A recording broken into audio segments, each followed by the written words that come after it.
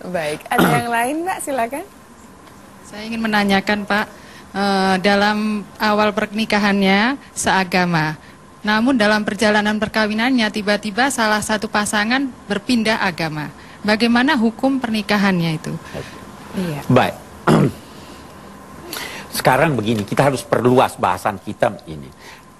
Pada prinsipnya ayat yang kita baca melarang perkawinan musyrikah dan orang musyrik. Iya. Di ayat yang lain ada yang menyatakan boleh mengawal muhsanat minalladzina utul kitab.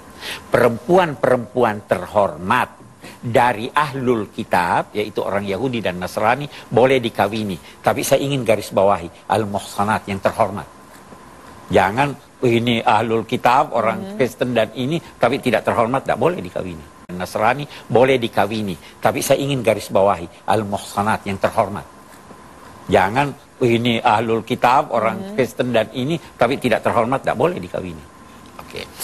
Nah, jadi boleh kawin seorang pria muslim dengan wanita yang menganut ajaran agama Islam, agama Kristen atau Yahudi. Tidak boleh sebaliknya. Kenapa tidak boleh sebaliknya? Karena biasanya yang dominan, yang bisa memaksa itu lelaki. Nah, di sisi lain, orang Islam itu sangat menghormati Isa alaihissalam, mengakuinya sebagai nabi. Sebaliknya, ajaran ini karena memang Nabi Isa diakui. Iya. Tetapi sebaliknya yang lain berkata Nabi Muhammad itu pembohong, bukan nabi. Nah, karena laki-laki lebih dominan, dan kalau dia muslim, dia akan menghormati istrinya, bahkan kalau perlu dia antar ke gereja. Tapi kalau perempuan, itu tidak bisa begitu. Kalau perempuannya muslimah, laki-lakinya ini, tidak usah sholat, nggak benar itu. Iya kan?